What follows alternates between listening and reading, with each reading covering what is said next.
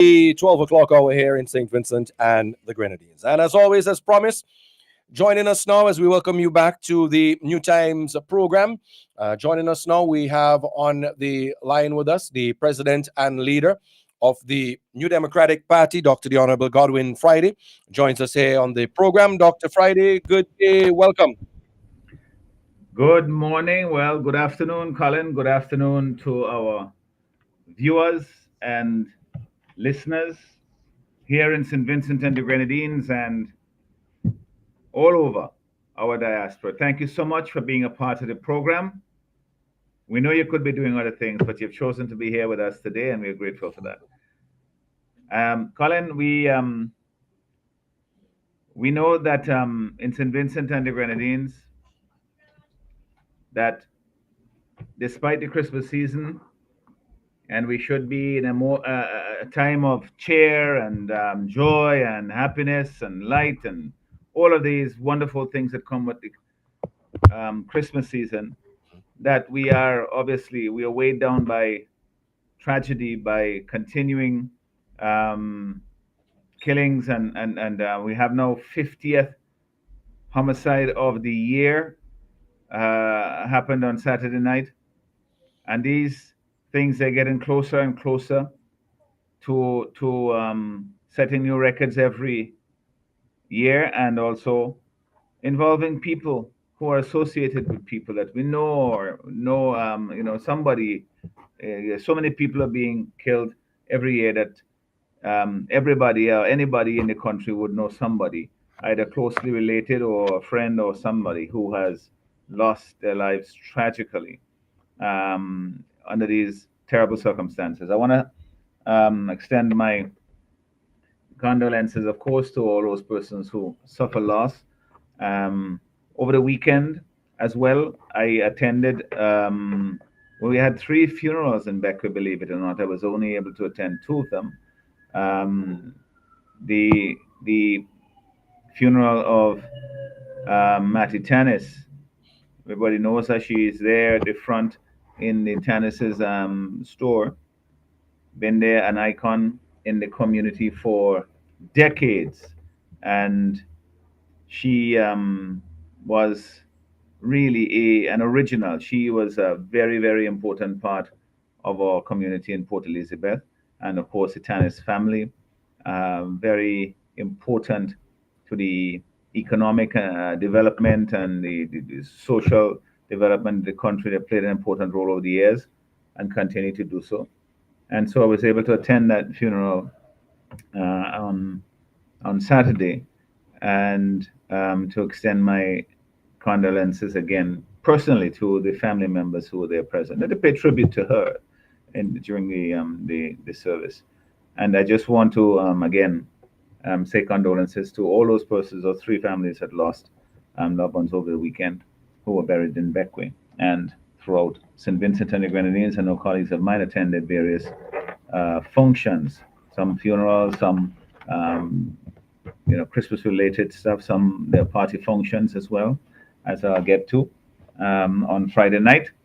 Of course, East Kingstown and the Honorable Fitz Bramble had his magnificent bingo, which was a tremendous success and wonderful event.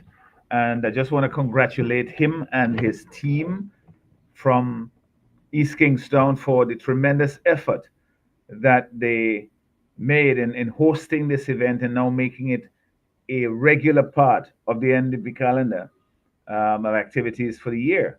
And it seems like it's going from strength to strength. Well done, Fitz. Well done, East Kingstown.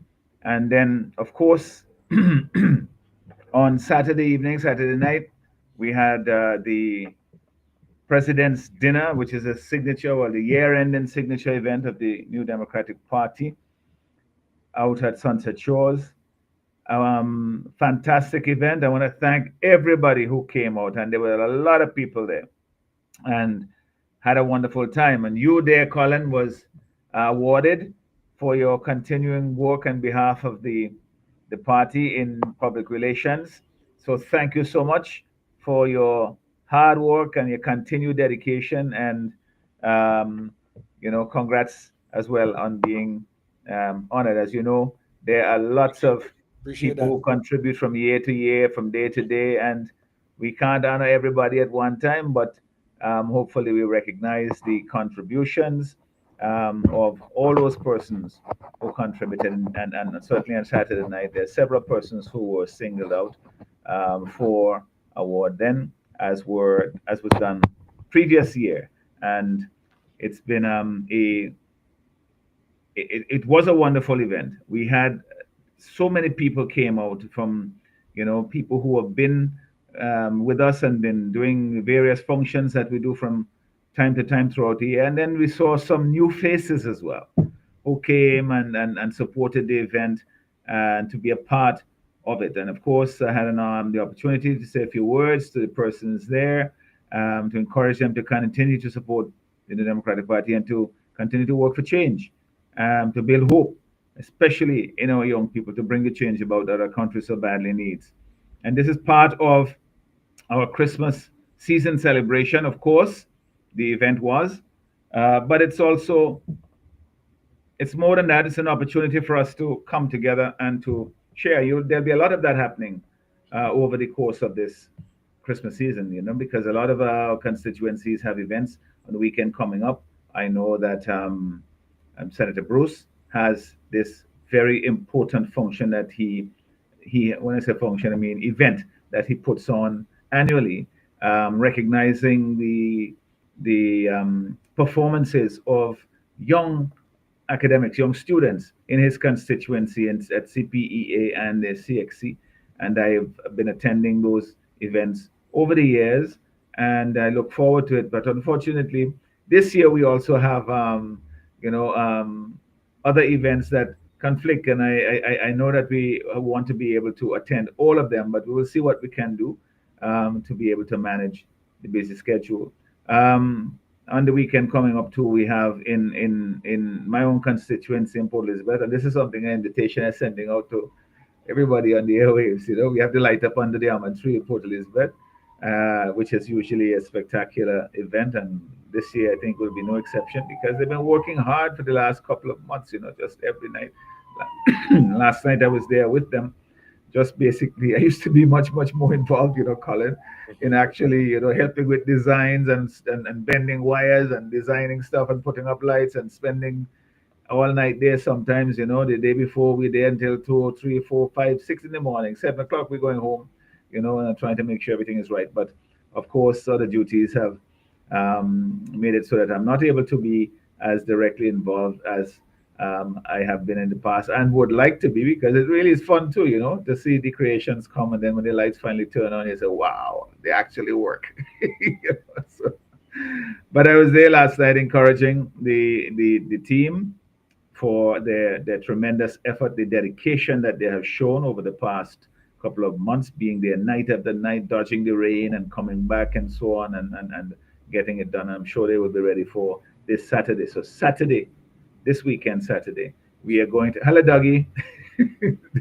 this Saturday we are going we're going to be able to have the lights turn on, so we will have a festive atmosphere under the almond tree in Port Elizabeth, and everybody should come. And by the way, now that the Port Elizabeth light up crew, they're the national champions, so they feel the desire and the expectation is high that they Right. should be able to repeat, and so they put the work into it. But any event, it's a community event, and it's fun. It really does transform the Christmas atmosphere in Port Elizabeth, and it's a fantastic setting for that sort of thing. The year or so we didn't do it, and everybody realized how important it has become to just setting the tone and giving people a focus, a place to go and gather. Even if you just want to come out and sit with the kids and so on, and just admire the lights, and people come and stroll through them and so forth, take pictures. It's a wonderful setting, and I just want to encourage all those other communities that do it. I know it's very difficult, it's very expensive, but the way to do it really is to reach out to as many people as possible to contribute, and those do that by actually doing the work, but also by sending lights, by doing things that help to make this affordable for the team that's putting it together. So that's this Saturday, the Light Up Under the Almond. So everybody come out in Port Elizabeth in Beckley. Of course, um, there'll be so many other events happening over the course of the season. I want to, for those persons who have stuff to do on behalf of the party, to wish you well. Continue to do the stuff that you do, and for others, who are just involved in various other things that they do, whether it's in the church group, in the community groups, and so forth, to remember the spirit in which we do it, and to keep doing. Don't look over your shoulder to see who else helping or who else coming to do it. Do what you can to bring a little cheer into our community, into our lives. With all the stuff that is happening here, all the pressures and so forth that we're under, we can still celebrate the Christmas season, the coming of Christ, the message of hope, the all of those wonderful feelings that we get. They are genuine, they're legitimate. Don't feel cynical about it in any way. Enjoy it and pass it on to other members of your community, and you'll hear more about it as we go on. But Colin, even as we say that, of course, we have the backdrop of all these killings that are taking place in St. Vincent and the Grenadines. We seem hell bent every year and setting a new record for homicides, for killing in St. Vincent and the Grenadines. This is something that we simply have to bring under control. And the government, meaning that the Minister of National Security, who is also the Prime Minister of this country, the Commissioner of Police, you know, they have to essentially do something to assure the people in this country that they are taking this as a matter of national security. It's when you have situations where people are just being shot and killed in broad daylight or in open spaces, and you know, it's just simply unacceptable. And 50 the count has reached now for this year, and you know, it's just too much. And the present administration, the Minister of National Security, doesn't seem to think that this is something that we ought to be concerned about, that we should be alarmed about, that we should feel that it threatens our well-being, our security, our safety in our communities. But it is. Most people feel it that way. And as we go into the Christmas season where there are gatherings and crowds and so forth, I am sure that this is something that will be on people's minds as well, as to whether they feel safe enough to venture out and to do these things. And you can't really, we shouldn't have these considerations in participating in events in St. Vincent and the Grenadines. We know that there's risk and there's danger everywhere, anywhere you go. But there's a tolerable amount that you can say, okay, in an open society, a free democratic society, we can tolerate so much and then still feel that, you know, relatively safe in our own lives. But it has gotten way past that. And when we speak about it, there's some people who get themselves all bent out of shape, thinking that somehow that you shouldn't be talking about this terrible thing in public. You should not be drawing public attention to it.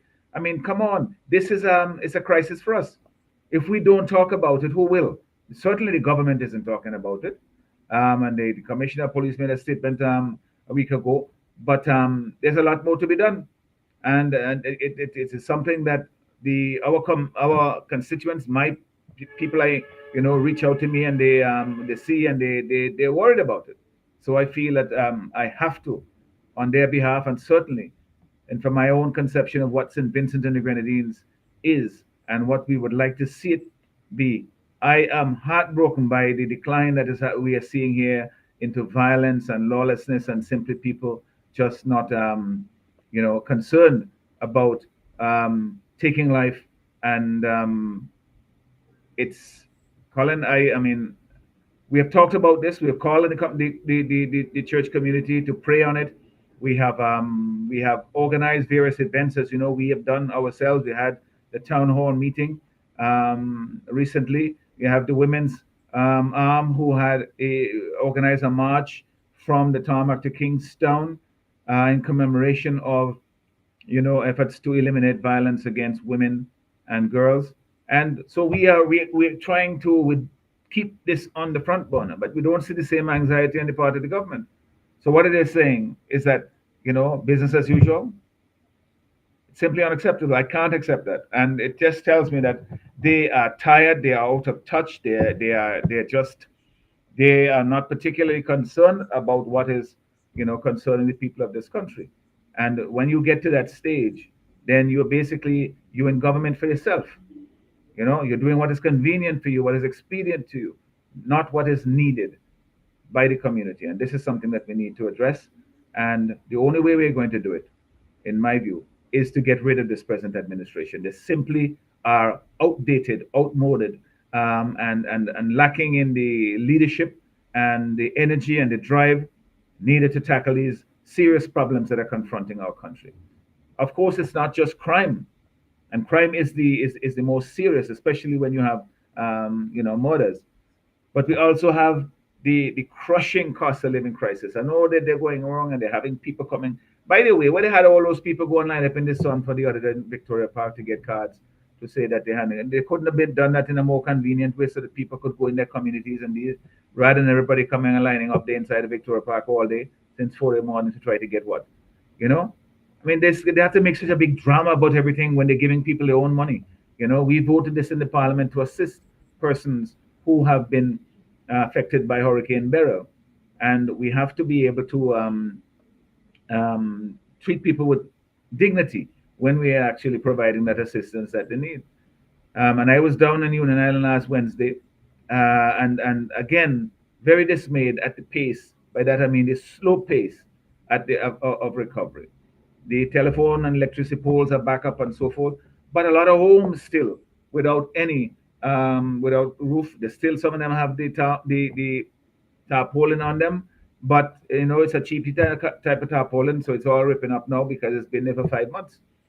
And it says simply need to have the work accelerated. My concern, what is happening, I said this last week on the radio here, is that the government, NEMO, Braxa Housing, whoever is responsible for helping people recover from Hurricane Beryl, and by recover I mean rebuild, they seem to be treating this as a 9 to 5 thing, meaning that it's regular business as usual. But in fact, we're still in a crisis, we're still in a disaster zone, we're still in an emergency situation. And this one today kind of approach to it, it's really frustrating the people who are not getting the assistance in a timely manner. And it's not just in Union Island, it's in all through all the homes or wherever damage was done by Beryl. Here on the mainland, certainly in my own community in Beckway and in Kanawan, Myra, and so forth. There needs to be a sense of urgency that we're still in a situation of um, of a disaster, of an emergency, and that people are still without their homes. They still can't go into, they can't get back to some sense of normalcy. You put a roof over people's head and they feel a lot better. I had the opportunity to speak there to some of the people who, the private agencies, who are doing the work to try to get at least the roof back on people's homes. And I really commend them for the effort they're doing. They're the ones who seem to be doing most of the work down there. You know, the government, they seem to be saying, okay, leave it up to them. I mean, I hope that is not the case because the people deserve the attention from the government because we voted money in the parliament for them to assist these people and to do so urgently. Not to put it up and wait till next year or somewhere down the way you're filling out forms and you're being bureaucratic about this thing when people are struggling, people are suffering. We need to get that done. And the government is currently failing in that, failing miserably because the pace at which they're going, in Union Island in particular, is just simply unacceptable. And we have to call them out on it because we've been patient. The people down there certainly have been extremely patient. And, the more they're patient and they sort of wait for them and give them the benefit of the doubt, they seem to be abusing it and taking advantage of that sense of long suffering on behalf of the people. And it's not no long suffering now, it's just suffering. And we need to be able to get the people back into their homes, and the government need to treat it with more urgency so that it can be done. I, again, I say thanks to the private individuals who are doing tremendous work to try to get that done, but they can't do it alone, and government has the primary responsibility to do it, and they're not getting it done. So these are all things, Colin, that we are in the Christmas season, and we want to be joy and happiness and light and love and be our brother's keeper and so forth. And in this way, that is how I'm doing so. But it's against this backdrop of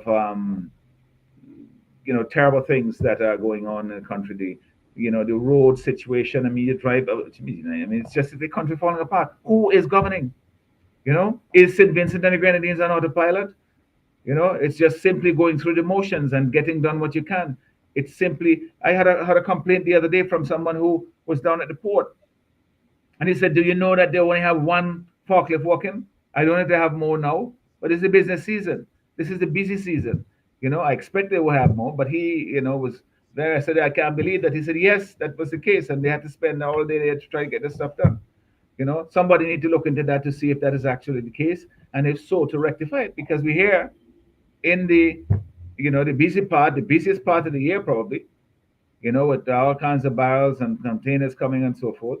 And you can't have a situation where people have to wait, 3 and 4 days for the container to open because they don't have the tools to get it done. These are some of the things, Colin, against the backdrop that we are here trying to spread joy and cheer for the Christmas season. And we must continue to do so because otherwise we will lose our minds in this country where so much is happening that causes us grief and concern, and our friends and relatives abroad looking on in anxiety because they feel like they're so far away that they can't really do anything directly to help. But prayers always work. But also we have to continue to hope for better and to work for better, and that is what we are doing in the New Democratic Party. That is what my colleagues and I are doing as we go into various communities now and as we were doing before, and we'll continue and redouble our efforts because we have to bring the change to St. Vincent and the Grenadines. Otherwise, hardship will continue to reign. We don't want that to happen any longer in this country. All right. Doc, well, as we're getting ready to bring 2024 to an end, obviously, as the president and the political leader of the New Democratic Party, I guess you have to be looking forward to what 2025 may bring. How are you seeing 2025? What are your preparations in terms of you and the party putting in place for what could be a possible general elections year next year? Yes, well, we Colin, the best way to prepare for an election is to go to the voters early. In a sense, go and talk to people. Let them know that you really care about what they're experiencing and that you have a plan to make it better. That is what we have been doing over the past couple of years at least, but certainly we have been continuing to provide representation for the people. Those of us who are in parliament and those of us who are candidates or caretakers of the various constituencies, we never stop working on behalf of the people. We will redouble our efforts, as I said, in the year coming ahead because it is an election year and we want to make sure that the change that the people want in this country, that we deliver it for them. Because, the present government and administration, they cling to power, as if it is their birthright, that they feel that only them should govern the country, only they can govern the country, when in fact it is all nonsense because the situation we have now demonstrates that this team, this bunch that is there, that they have lost their way. They just simply seem to be, there's so much, in terms of policy, there's so much nonsense coming out from them, so all over the place, helter skelter. Maybe this is why they didn't debate the budget last in January earlier this year, because they have no real plan to deal with the problems of the country. Yes, they're building something here and they're building something there, but how does it come together as a development plan to create jobs, to create economic growth? You know, it's just so, a lot of this stuff that they talk about is just so. What is the word, Colin? I mean, they're so pointless. They seem so completely out of touch with what people are experiencing. And I talk about this before, this notion about somehow you will land in Venezuela and I will help farmers. I mean, just that alone, that is like the icing. There is no icing really. It's just the worst of the worst in terms of suggestions. And you have all these kinds of things that are happening. And it's a government that's out of ideas. And we have put forward a number of ideas. I said it when we had our convention up at Peter Budell. There are certain things we put forward to help people with the cost of living crisis that they're feeling right now. Implement them, bring some relief to people at least over the Christmas season. And let us try and work together to get bring the crime situation under control, give some assurance to people that we are treating it as the crisis that it is, and then put forward a plan to say how you're going to develop the economy. You cannot develop an economy just because you go out and borrow some money here and you're building something there. You have to have a comprehensive plan as to how does this work? How do our people play a part in this, in the building of it, in the operating of it, in the enjoying of the fruits of it? Not that we always when you need something, you gotta go and bring people in from Colombia and from Guatemala and from Dominican Republic and elsewhere to come and do for us here. And in St. Vincent, our people are being left out of the development process, and they're just treated like just a handout here and there. That's all that it is. And that to me, that is just simply one of the fundamental problems with this government. They don't really believe in our people to bring the change and development that they need for themselves. They feel like they have to do it on behalf of people and they have to bring people in and so forth. They have no confidence in Vincentians. And that is because they look down on people as though they're just voting cattle. You just come 5 years election come, we throw all kinds of goodies here and there, and they say, okay, vote for us, and then we go back. You go back to sleep, let me run the country, leave us alone, let we do things our way. And that is the problem that they have been doing over the past number of years under this administration. That's where it has led us now to a situation where people's standard of living is declining, where crime is out of control, the roads all over the country are terrible, terrible state. Look at the tourism infrastructure in this country. Absolutely nothing has been done. Yes, they rebuilt the Belmont, a lookout up there, but we talk about this already. This is a tourist season now. You're still fixing Fort Charlotte after how many years? Out in Villa, the walkway they gone. In my own community in Beckwith, they have done absolutely nothing to improve any sites at all. How you could say that you really want tourists to come and that this is going to be a big year for tourism? Of course, people will come because there's still a pent-up demand, especially for cruise tourism coming out of COVID. So a lot of boats coming, a lot of people coming. But what you want is when they come and they get tasted, they want to come back. And very often people come and they see the state of Kingstown. They see that there's very little in terms of preparation at the sites and so forth. They feel as though we don't really value their coming here. And then they may not return for a visit for a week or two or whatever.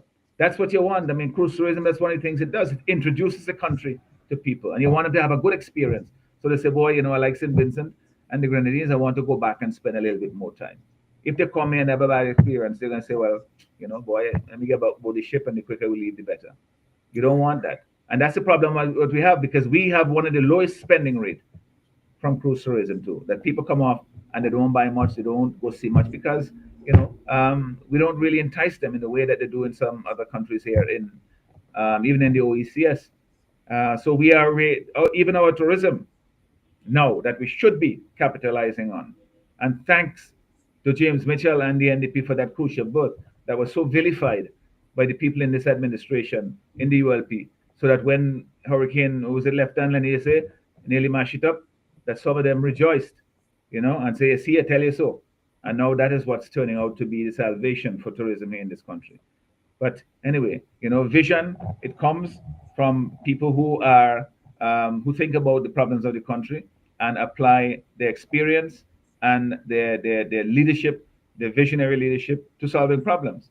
We don't have that now in St. Vincent and the Grenadines, and we have to get back to that. Otherwise, we go further and further downhill, and people's lives will become more and more miserable, and then more and more people will leave the country.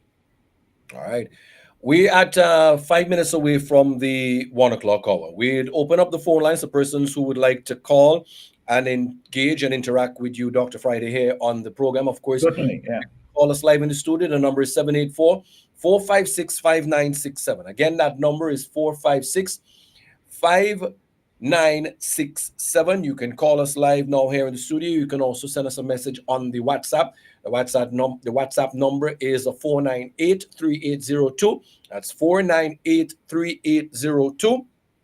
You could always reach out to us via Magic Chat. That number is 718-734-5615. Again, that number on the Magic Jack, 718-734-5615.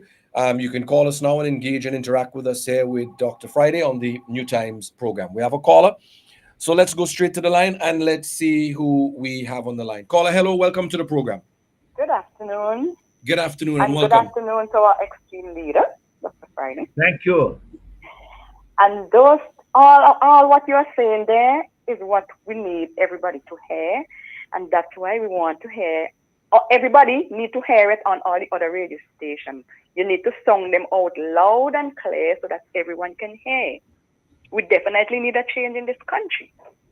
Because when people go in around, oh, what Dr. Friday going to do still, and still talking about, and all those things you're saying, you're talking, probably enough people probably not hearing. So I don't know what else to say. Probably you need to go on all the radio station like day by day by day. I'm just saying. Well, thank you for the advice.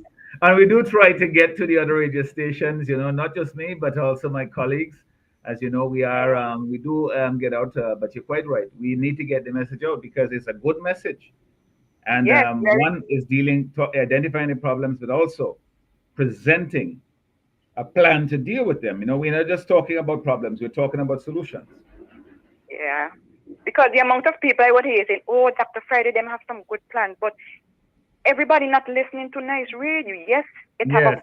a wide listenership, but there are other people listening on other stations which have wider listenership to that would love that I would like. We would like you to song those messages out, song them out Thank loud. you And very much, Carl. thank you Thank you. very I much. really do appreciate that and the support and the advice. And we will. Colin is a man in the PR business as well, so he will appreciate the value of that sort of broader reach. And of course, we have these social media platforms, and that's where a lot of young people are present these days, and we utilizing them more and more. All right. I think we have another call coming in, so let's take this call. Let's see who we have. Caller, hello, welcome to the program. Yes, my brother Dave Roberts back on the line again because I just can't keep quiet. This is a crucial time Hi, Dave. How are you doing, for bro? politics in this country. Real crucial time as far as I'm concerned. I hope I don't suffer as a result of this because I'm suffering already, all because of the politics that I've got to, confront and all of that. And I Well, just you keep wish doing this what you've been would doing for continue years and years, forward. and we do appreciate it. There's a saying, we shouldn't leave no stones unturned. And I don't want to hear at the end of this election that the ruling regime get away with any cheating, as they would say, and any hanky panky. We have had enough of that as far as politics is concerned in our country. Why can't we win a free and fair election? Or let us have a free and fair, we preach this, but the extent to which politicians will go to damage or destroy the process, and hence the reason why I have to refer to places like the one that just fallen, Syria, Haiti in the Caribbean, and all the other examples. I mean, I, Dave Roberts, has been learning from the Caribbean experience. I covered elections in St. Lucia about 3 or 4 times, and I understand the politics there as well. And we all have similarities in the way we behave. You get these strong men, I call them strong men, where politics is concerned, where you alone as an individual think that you have all the answers, all the solutions, and if we are not careful, they are leading us astray. So hence the reason when I speak because I've experienced the happenings around. I remember being in Grenada after the revolution, well, during the revolution at one time. And I remember coming down one of those streets in St. George's and hear some young guys. I got scared because I was by myself and saying, if such and such, if the PRG was in office, we have always had money in our pockets. So I try to share these things. I have traveled in the Caribbean. I understand Caribbean people. I've been to Dominica, St. Kitts, and Antigua, and I listen to their politics because I know what it means to us if we're talking about a Caribbean civilization. We love to talk, well, the current regime leader love to talk about a Caribbean civilization. But yet, there's so much to be done by all these individual countries. And I pray that we'll get it right. You can be a shining light in the upcoming general elections. I mean, when I hear how they try to discard the the MP, I have to think. I have to think and wonder who they're talking about if it's not Vincentians. And who brighter than who all, well, I know the Prime Minister is the oldest leader right now, if I'm not mistaken. He's the oldest leader in our Caribbean region right now. Yeah? I'm not going to Central America and all them places. But the thing is, I want my people. For too long, I am sending out this warning or reminder. We have experienced so much in this country, a small country that has us divided. Divided that some of us have created real hatred for our own brother, sister, mother, father. Nobody can fool me because I am not on my feet these days, but when the experiences I would have learned when because I'm a person like to question people on certain matters of interest or nationality, how you feel about the country and all of that. Yes, those of us, to those who have done their best, and there are some people who would always stand out when it comes to the development of this country. But don't brag and boast as though you're doing us a favor. Because first of all, you can't become prime minister unless we vote for you. The illiterate Absolutely. Absolutely. And then the term as prime minister ends when you vote against them. And this is what we need to do now, Dave, as you've been saying. The time for change. I don't want people to feel that they are, that they this is don't true. have the power. Of course, you have the power to change things. All you have to do is take the responsibility to do it, and let it take care of itself when you have voted. When you do your duty, your part, then the rest of it will follow. I promise you that we are taking all the precautions we can to ensure that your vote is registered and that your vote is counted, and that we have the opportunity to use the ballot box to change the government in this country, no matter what tricks they try to do and how much they come election time to hand out goodies like Santa Claus and steroids. You know that they're going to be doing that. You're gonna have, I think they giving out tape measures in the Ministry of Transport and Works. Everybody measuring road all over the place.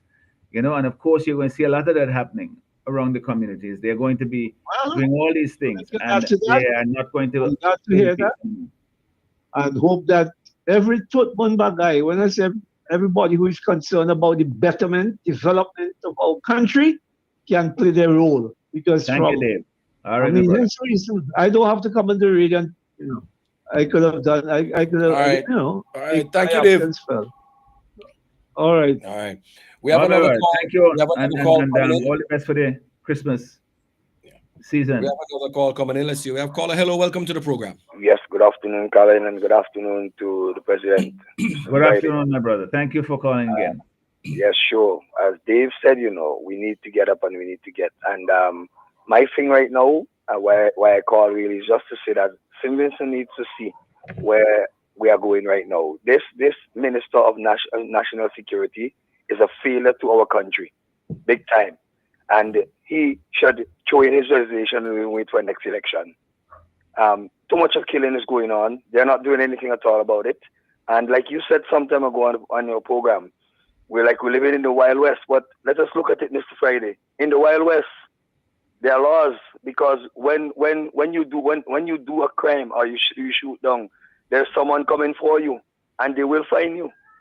But in St. Vincent, when anything happened, we are not hearing anything about anybody being fined or anybody looking for anybody.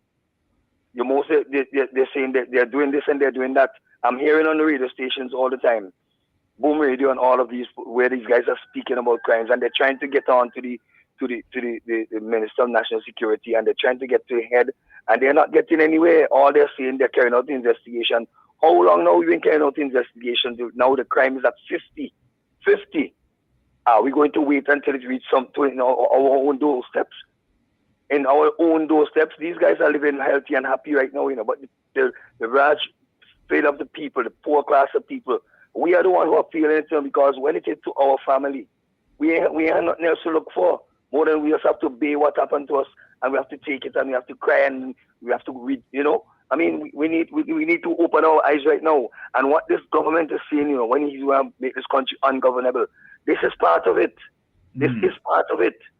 And all what he's doing right now is a way to keep him there, keep him there. But this is time for them to go. And we need when people go out to vote, you go and you vote and you put your X where it's supposed to be for change. Put your X for change because right now St. Vincent is not a real place. We're having cruise ships coming in and we're still having killings. Somebody talk about the signs and we need to put up signs. This morning I was hearing that put up signs. You put up billboards and you put up signs telling them about the crimes and so forth. It becomes a big thing. But look, just recently, right in front of the guest that comes off the boat, right in Young Island Dock, there was a shooting right there in front of all the guests. So was your sign wrong? It came right in front of their face. So we need you don't solve problems by pretending that they don't exist or by putting your head in the sand. Which is what these guys are doing. They won't talk about it. So if you can't talk about it, it means you don't have a problem.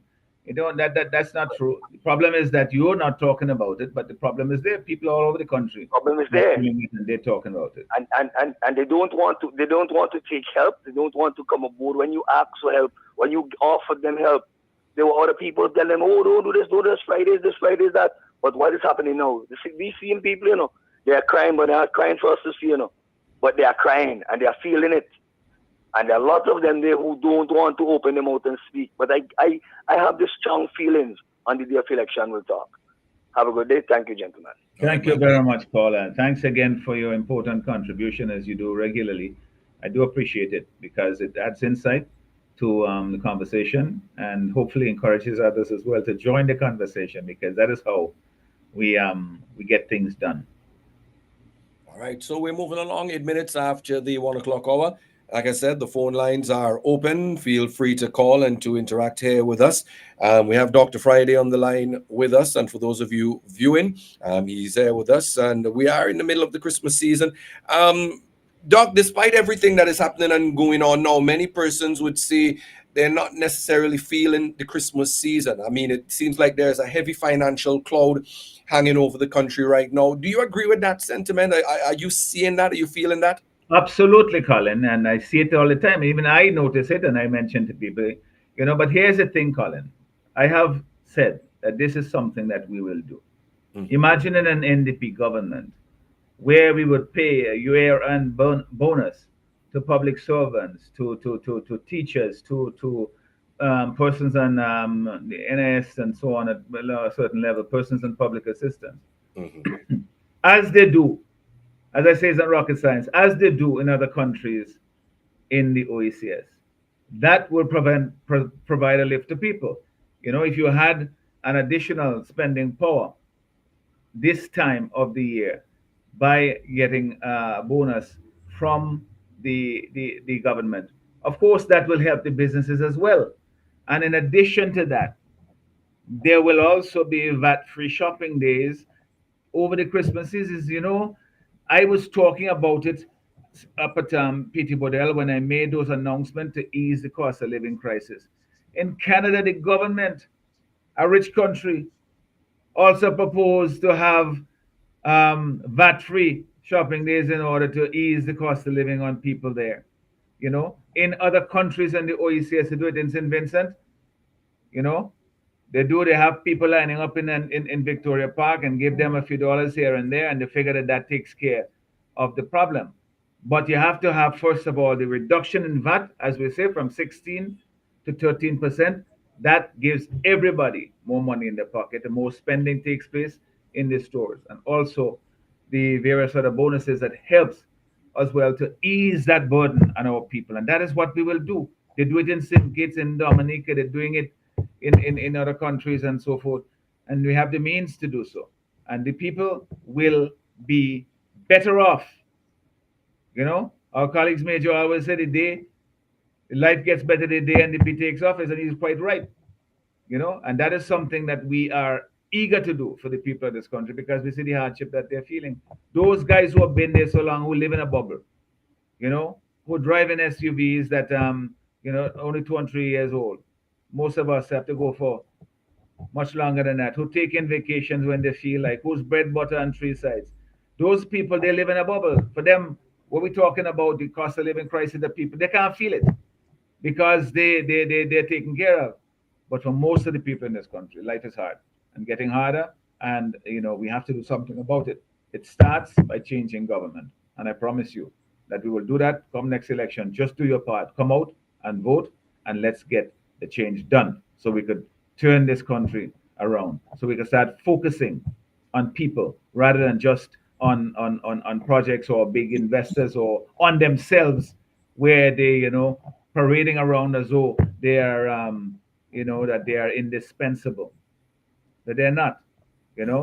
What we need to do as a country is to get the courage, the determination to have concerted action. And the best time to do that is come election day and vote to bring the change. And then let us get together and rebuild our country for our people, involving our people, creating opportunities, especially for our young people, expanding businesses and giving opportunities for our local businesses to participate in it by providing financing through a national development bank that will have half the interest rate we have now, plus we will have a supportive mechanism that helps the small businesses to get all the things that they need to get done to enhance their chances of success. Sorry about that, but that's the environment that we will create. But we have to change government in order to get it done. All right. Right now, there seems to be a lot of excitement around the New Democratic Party, getting ready to head into 2024 with candidate selections, like what we've just seen with the new candidates coming on board. How do you feel about it? What is the response you've been getting on the ground from persons as we get closer and closer to Well, election? Colin, it's been overwhelming, and I feel so humbled. I walk in Kingstown, and just to go anywhere is of course, people are shouting you, and they're coming and they're talking to you, they're offering advice, they're giving you signs of encouragement. If you're in a vehicle passing by, you get a thumbs up, and they shouting, and people like to make fun of my name and so forth. So any famous things you're passing around. Friday to this Thursday, I say every day is Friday, my brother. And then I usually turn it wrong. I say, what is Friday? He said, Friday is payday. I say, all right, so you must love Friday. So that's where we go. But I mean, it's wonderful because I feel, as I say, it's service that we are engaged in. And I really do want, to put into practice these ideas that we've developed over the course of the time that we've been in opposition, that we have learned from our own experiences, life experiences, and from what our interaction with the people tell us that we need to do. And we can do it. We can get it done. But we have to change. We have to get rid of this outdated, outmoded, regime that we have here that is completely leading the country down the wrong path. St. Vincent and the Grenadines, as it is now, it's falling apart. Right. The country, crime is out of control. You look at the physical infrastructure, roads, bridges, gutters, everything is just falling apart. And who is at the helm? We are not a pilot. Ralph say he want to run the country for forever, it seems like. But remember what I say, Colin. Governance is not a marathon. That is long and slow, which is what them fellas seem to be doing here now. We're falling further and further. Everybody else is in a race to the end to sprint, and we are running marathon. But it's not a sprint either, because you run short and then you're out of gas. It's a relay. We have to pass the baton from one generation to another, from one leader to another, from one party to another. We have to pass the baton, otherwise we fall behind. In a relay, you can't run 2 and 3 legs. and still hope to catch or to keep up with Right. the other persons in the race, the other countries around us. And that's why we are falling further behind. You look at Antigua, you look at St. Lucia, you look at Grenada, and they're going, if we go one step, they're going in 4 and 5 steps ahead. And so that is the problem we have in this country. That you have one man want to run all the legs of the relay, and then the country falls further and further behind because of his own selfishness and outdatedness, which is what we have now. All right. Well, we're 16 minutes now after the hour. If there are no calls coming in, we'd like to take as many calls as we can. Again, the number to call us live in the studio, 456-5967. Again, that number, 456-5967. You can reach out to us. We'd love to hear you from the diaspora. That number is 718-734-5615. That's 718-734-5615. If there are no more calls coming in at this time, Dr. Friday, I will allow you to drive home the message Well, today. what I would like, I would Mhm. like to hear from people, as you said just now, which is quite true, and I experience this in my own community, where people are not feeling the love, they're not feeling the spirit, they're just feeling like there's too much weight Yeah. on them to be really enjoying or at least looking forward to the Christmas season. Of course, is a time when people get themselves into a little trouble financially because they want to, want nice up. I was chatting with somebody just this morning and I was joking. I said, "Oh, you're putting down your coat of paint and you're buying your curtain and so on." He said, "Doc, not this year. I can't make it. I do have to do with what I have." And that is what you're hearing all the way around. Of course, that affects local businesses because it means that sales are down too and so forth.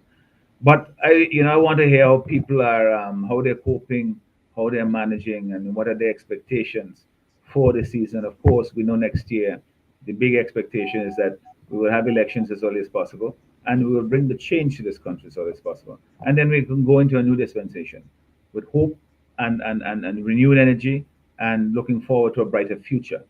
Mhm. That is what the year ahead promises. But as for now, for the season, I want to hear how people are managing, how you're coping, what do you think?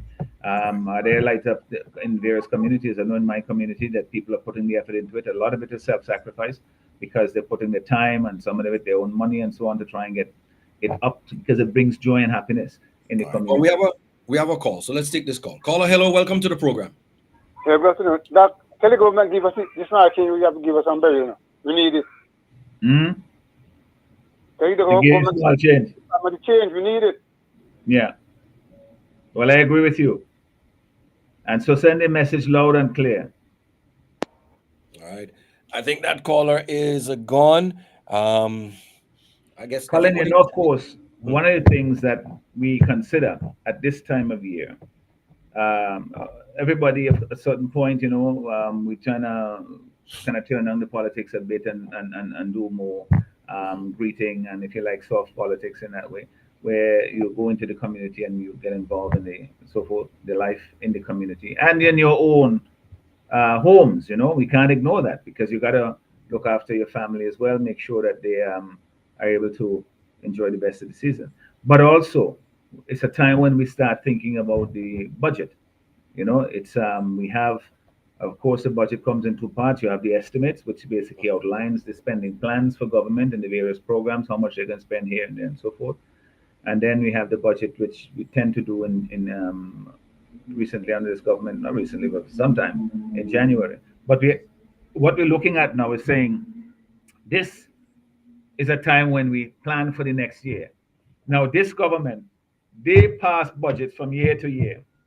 Last budget in early January, they didn't even defend their own budget. The prime minister did not speak on his government's budget. You think how extraordinary that is? That tells you that we have a situation where they don't seem to even believe or they're not excited about what it is that they're offering to the people because they put things forward and they put big fancy labels on them. Rural revolution budget, all kind of stuff. And you look around, the roads are worse than they were 2 years ago when they coined that phrase. So this year, they are going to come up with plans, and a budget's supposed to talk about plans that you hope to implement during the year, or at least you start during the year, and you're going to continue to develop as you go forward from year to year. You're building one and the other, but you have to start it. And what we have from this government, if you look at their budgets, don't take my word for it, go back, say the last five or six. you will see that it is a string of broken promises. A lot of stuff they put in there never gets done. And they don't have the shame. I mean, they have no shame. They don't have the decency to come and say to people, well, listen, we tell you we're going to do X, Y, and Z, but we can't do it either because we don't have the money or that we were wrong in the first place, that that's not the right thing to do. We want to do something else. They just pretend that they didn't say it, or they hope that people forget, or that at least people ain't going to remind them that they have broken the promise. And so look for it again this year. You're going to hear them start talking about all kinds of things they're going to do, all the wonderful phrases that they're going to use, as if this is going to be, the land of milk and honey. And you're looking and you're hearing the minister of the finance minister present the budget, and you're wondering, are we in St. Vincent and the Grenadines? Is that what we're talking about?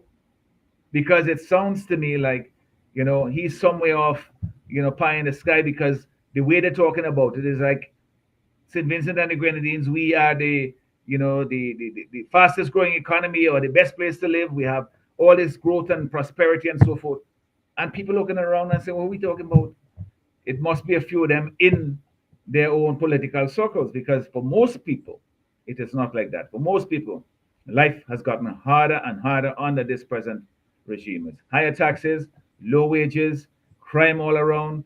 You have to fix your vehicles all the time because the road mashing them up. All these things at additional costs to people living in this country. This is why we say we have a cost of living crisis in St. Vincent and the Grenadines. The government is not offering any relief.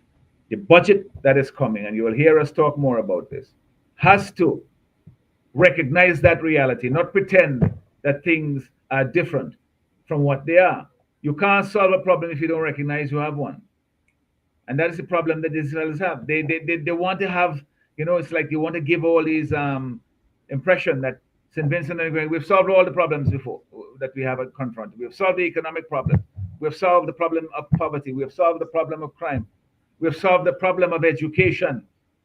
That is the impression they want to give. We have solved, the problem of poor health care. And you look around and you're saying, what are they talking about? Things are not getting better. Things are getting worse. Mm-hmm. So how do we change that? We're smarter than that as Vincentians. So when they come talking this crap, we have to say to them, call them out, say, listen, guys, what are you talking about? I live here. You think you're talking to somebody who just come? Or somebody who's following it on social media somewhere in some far off land? I live here. I know what the realities are. And you're not delivering that. And so at some point when they're not delivering, what you do, you say, we have to change things. You can't expect things to change for itself. You change it and you give the New Democratic Party the reins of government, and we will make things better. We will make things better. Because we have plans that we will do to develop the economy. You've heard me talk, Colin, that people understand this, that there's 4 fundamental pillars of the economy that we need to get going. Otherwise, we can't pay our debt, we can't create jobs, we can't create prosperity in our country unless our economy is working. So agriculture, St. Vincent and the Grenadines cannot exist. I can't conceive of St. Vincent and the Grenadines without thriving agriculture. And so we will rebuild the agricultural sector, but we have to do things a little differently. We know that. So we will make sure that the people who are engaged in it, that they understand what the challenges are, and most of them do, and that we provide the means for them to build our agricultural sector up, not by sending them off to Venezuela or someplace else to build somebody else. We have a call coming in. Let's take this call. Caller, hello, welcome to the program. This is Dougie here, man. Hey, Dougie, Hey, welcome. Dougie, how are you doing? Hey, Doc. I'm always nice, great, and wonderful, even when it's upside down. I know you're on a particular area that you're speaking, but I wanted to just say a little warning about persons playing the political game about how many flights coming into St. Vincent and things like that. I travel a lot, as you know, because I have to. I need to. I can't avoid that. And what has happened is that I believe I was on the first American airline flight came to St. Vincent. And I've never flown on a flight on American Airlines that was not full. Every time I travel, it full. The first time I flew was last Sunday, where the plane was not full. I had a whole 3 seats. I could spread my feet and sit comfortable, pull up the thing and lay back and doze off. It we see now that we have more aircrafts coming into St. Vincent, which is a good thing. We have more seats available. But sometimes we need to go in a progression. When American Airlines first came, it came 1 day a week. And then it moved to 2 days a week. Then it went to 5 days a week. And then 7 days a week. Then they dropped 1 day and they went to 6 and then they went back to 7.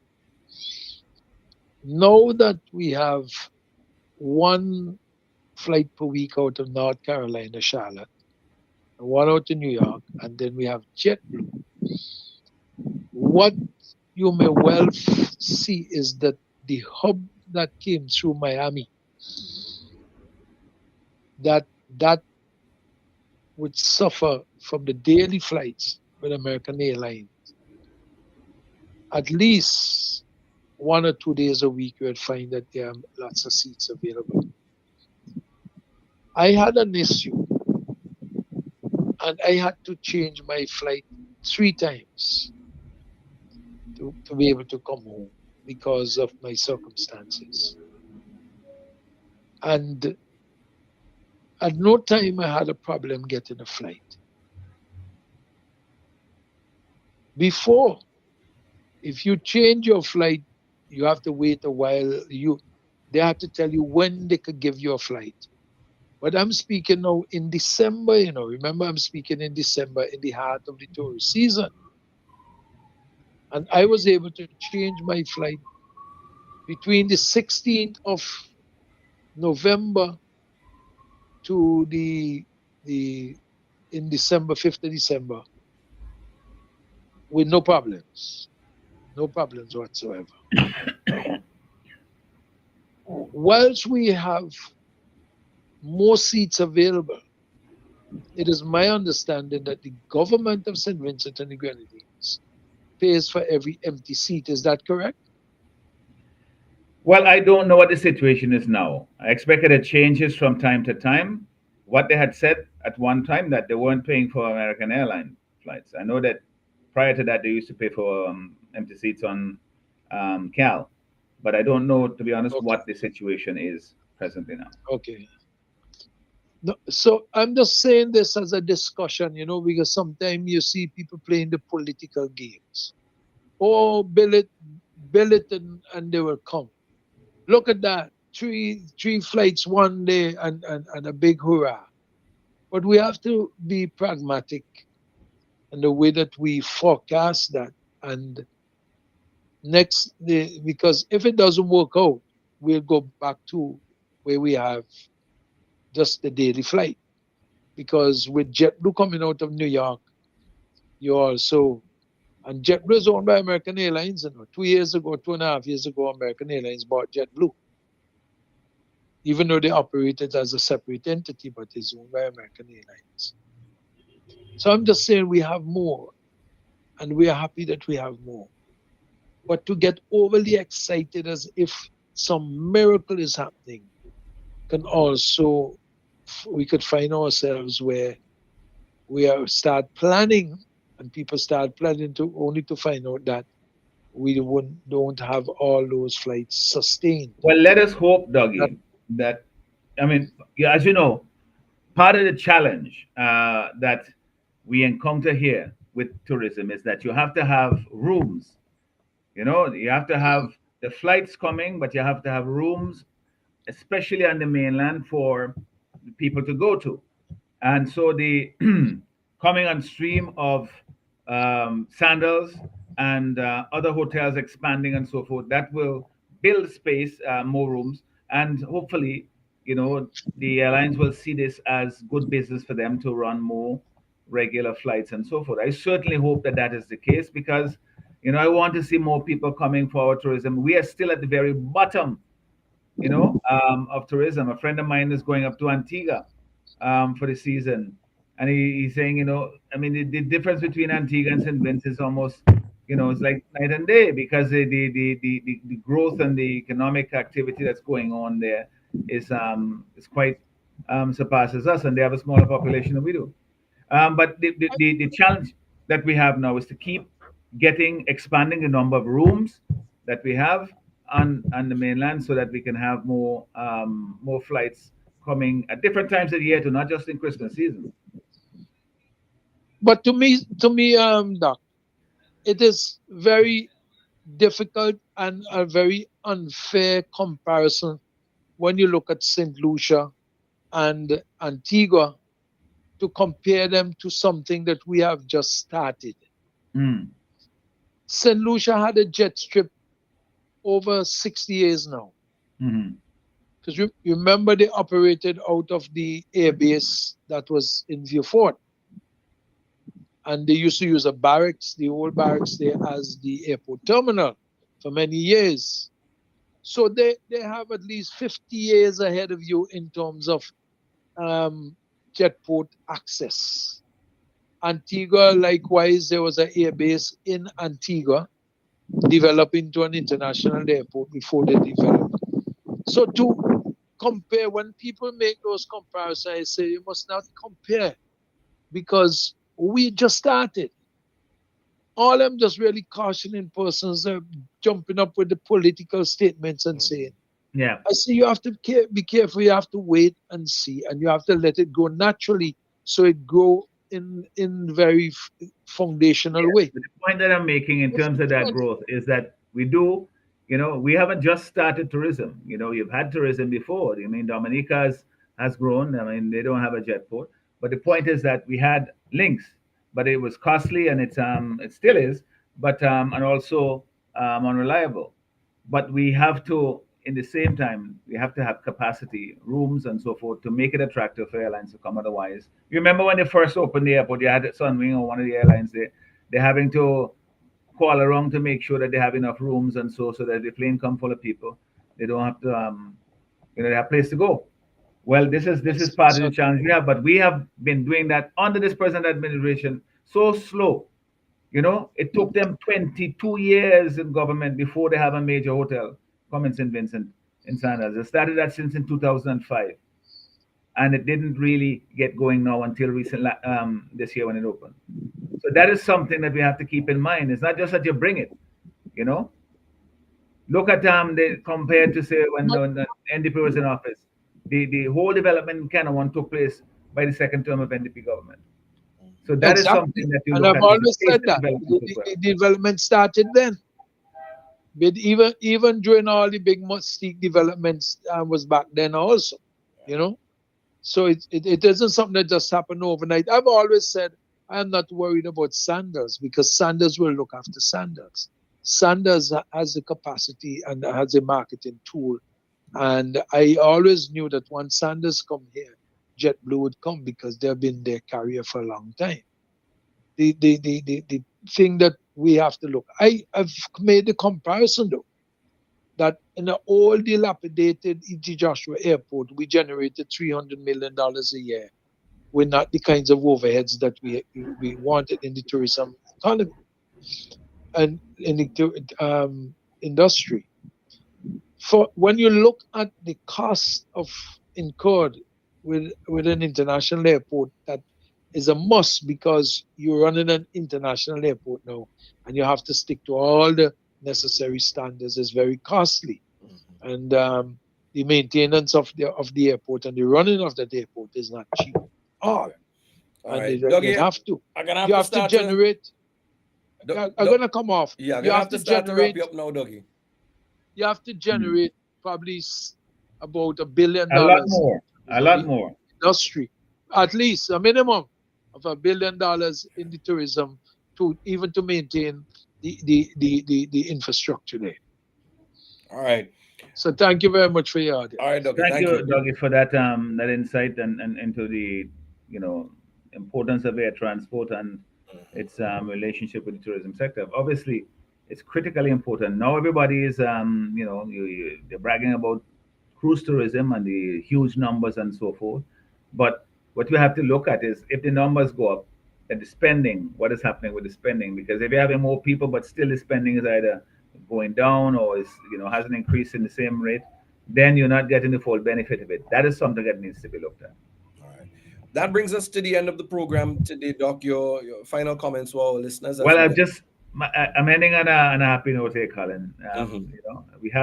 We are in the Christmas season. I want to wish everybody a wonderful um, Christmas and Happy New Year. We will get into that as we get further on as well. But what I want to also is to thank Colin, all those people who came out on Saturday evening out at Sunset Shores and took part in our wonderful President's Award dinner and dance. And it was a spectacular event. And I just want to thank all of the organizers, Luan Hathaway as treasurer, spearheading in it, and all the other persons who took part in it. And of course, for my colleagues all who came out dressed resplendently and looking fantastic in their um, suits um, and dresses and so forth, but also for the spirit that was there. And everybody seemed to be having a good time. And I thank the facility, Sunset Shores, as well, for hosting us, and for all those persons who want to continue to meet with various of my colleagues. You will have opportunity to do so throughout the Christmas season. Reach out to them, and get them a little ginger beer and sorrel and so forth, and share likewise. So, Colin, let us continue to hope for better things in our country. 2025 promises to be a year of change for St. Vincent and the Grenadines, but it didn't happen by itself. Yeah. We have to um, prepare ourselves to make it happen, working together, getting the courage to do what we know that we can and must do, and encouraging one another instead of discouraging, encouraging one another to come on board. Bring all your dreams and your expectations, your frustrations, your disappointments, bring them together with ours. Let us form an alliance that will bring change in St. Vincent and the Grenadines and create the basis for a better opportunity for all of us to enjoy a better life here. One where crime is under control, where the economy is growing again, where fairness and equity is being practiced as a matter of course in government affairs, where we have invested in healthcare system, that we have a healthcare system we can trust, where we have an economy that is growing and provides opportunity for all, where there are jobs and better jobs at that, paying better wages, and also, where there's attention being paid to the critical infrastructure that needs to be fixed in this country. All of those things we are focused on because those are the things that people tell us that they're concerned about. And in government, we will deliver on them. Mark my word on that. So thank you so much for all of you who have listened to the program, who have taken part in it, and we'll do so next week and in other activities that we have throughout our communities. Let us all join together to make this St. Vincent and the Grenadines a better place. We can do it, so let's get it done. Thank you. All right. Thank you very much. And there you have it, ladies and gentlemen. You were just listening to the New Times program right here on Nice Radio. Of course, you heard from the president and leader of the New Democratic Party, Dr. the Honorable Godwin Friday. That is going to bring us to an end of the New Times program today. I was your host, Colin Graham. Godspeed. I'm going to be back again with you tomorrow on another edition of the New Times program. We thank you so very much for joining us today.